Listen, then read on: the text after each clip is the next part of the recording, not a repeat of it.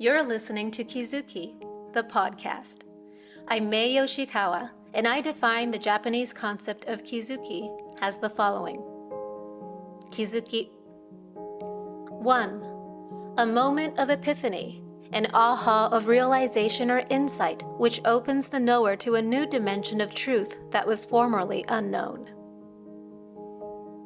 2. Steps in an incremental growth of awareness, resulting in a movement from ignorance to greater awareness of the bigger picture.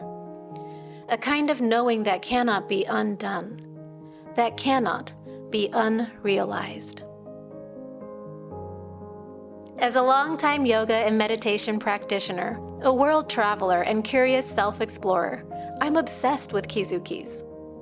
Listen on each week for inspiring and enlightening stories that may just tip you over for your next aha.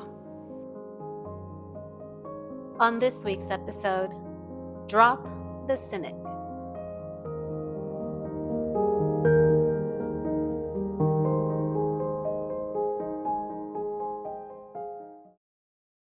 The other day, my beautiful friend shared a reel by Kyle Cease with me, and it really caught my attention. Kyle is a speaker and a teacher, but he originally started out as a comedian. In the reel, he spoke about how comedy is often rooted in self-deprecation and how for so many people, jokes and making jokes about themselves are just survival mechanisms, ways to hide pain, to mask their unworthiness, figure out a way to belong by making people laugh at whatever cost. He spoke about how comedy for him was not only a way to hide his pain, which had a lot to do with being unworthy in the eyes of his father, but for him, it was also one of the only ways that he felt that he could connect with his father as a child. Otherwise, he didn't really feel safe around his father. But if he had comedy, he was able to laugh with his dad rather than fear being scolded. That whole conversation made me think of my own survival mechanism. And while mine wasn't comedy, I had something else. It was cynicism. And it took me many years to realize it. I have carried a convincing inner cynic for as long as I can remember. So long that I don't even know when I picked it up, but probably from my dad, my siblings, my family, and some of our friends along the way. I do know that it became a part of my identity. I used to think that these little cynical remarks made me sharper, maybe more realistic, and at times just funnier. I remember one friend, she told me, May, if you didn't have a dark side, you'd be boring. And I let that line stick to me for years. I believed it, even though I didn't really want to. So cynicism became my edge, my flavor, and a part of my personality.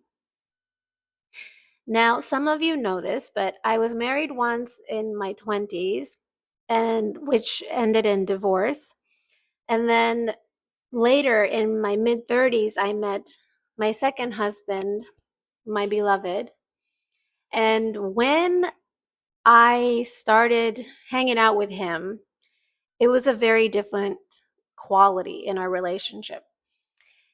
And when I would talk like I normally do with the cynical, sardonic wit and all, I noticed that he didn't vibe with it at all. If I made such comments, they slid right past him, as if he couldn't even catch the frequency. It wasn't that he didn't get it. It was just that, he would give me this blank, observational stare, as if to say, what was that about? but he didn't really use words to explain what he was thinking.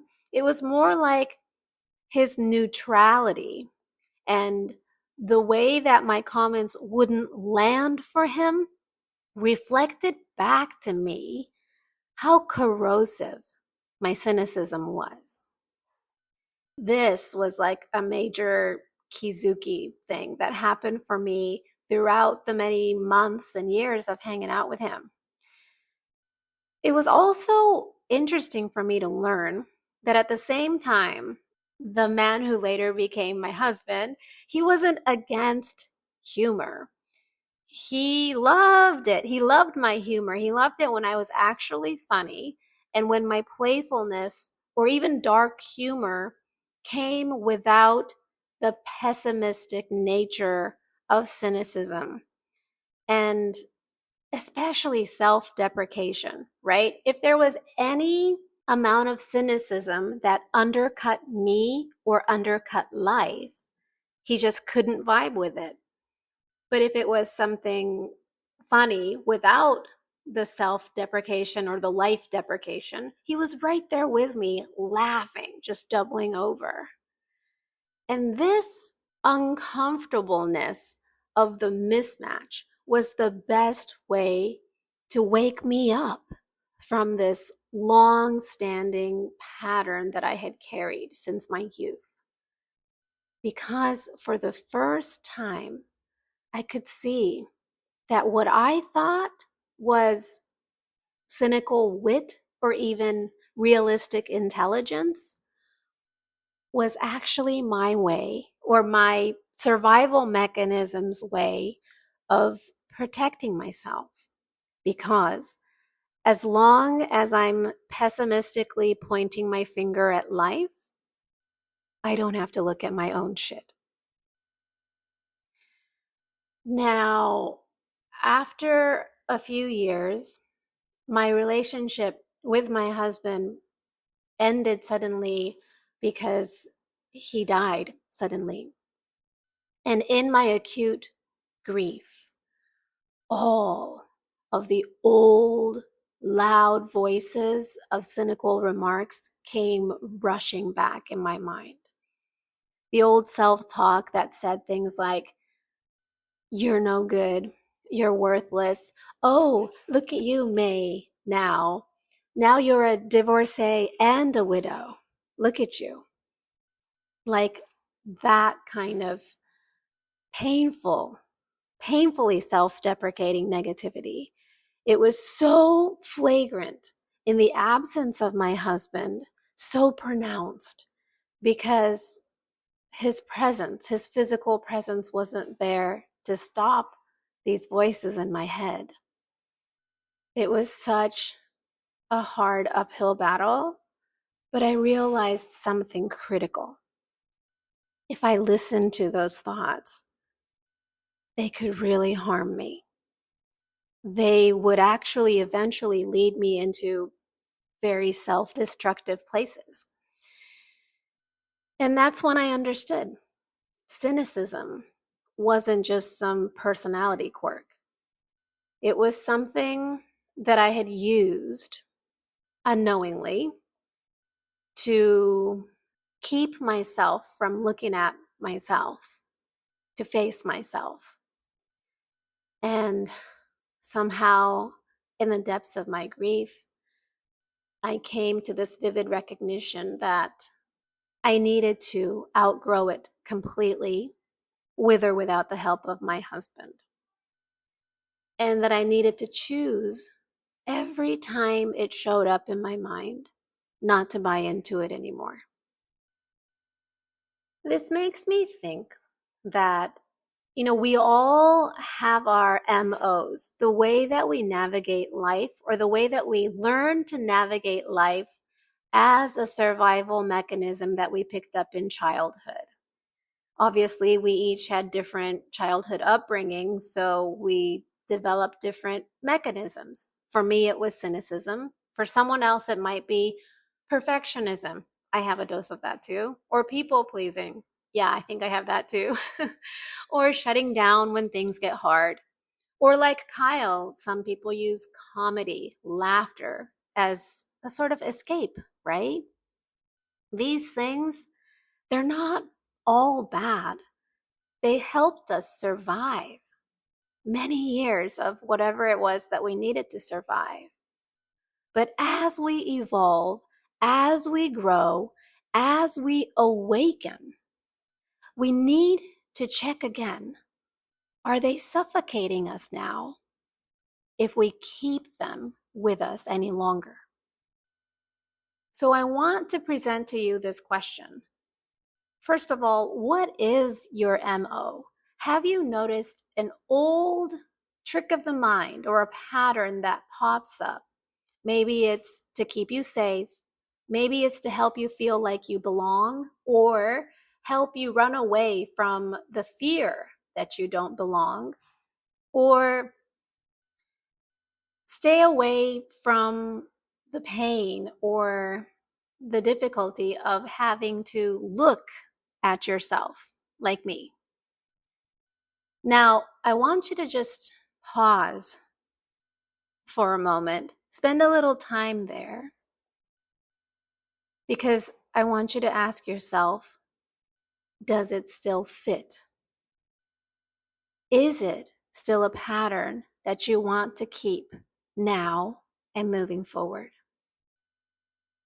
The deeper the pattern and the longer you've kept it, the more that's going to feel like awkward and just hard to stop, because you don't know yourself without it.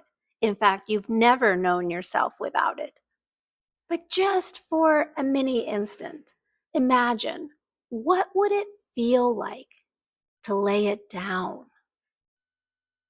Just to let it dissolve, even just the possibility of one day dissolving and being free from that pattern. Does even the idea of that make you feel a little lighter? Because that's a huge hint about where you're wanting to go, where you're meant to go. You are a free soul, dear listener. Whatever your most old standing MO is, I know that can feel like the stickiest, hardest thing to shed. But I also know from personal experience that it's possible. If I can do it, so can you. And it's your awareness, your Kizuki, that makes it possible.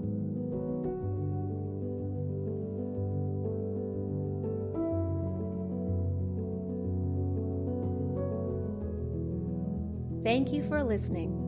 Learn more about me and my Kizuki journaling Mae Y method at my website, kizukijournaling.com. That's KIZUKIJOURNALING.com. Or find me on Instagram at MAEYOSHIKAWA.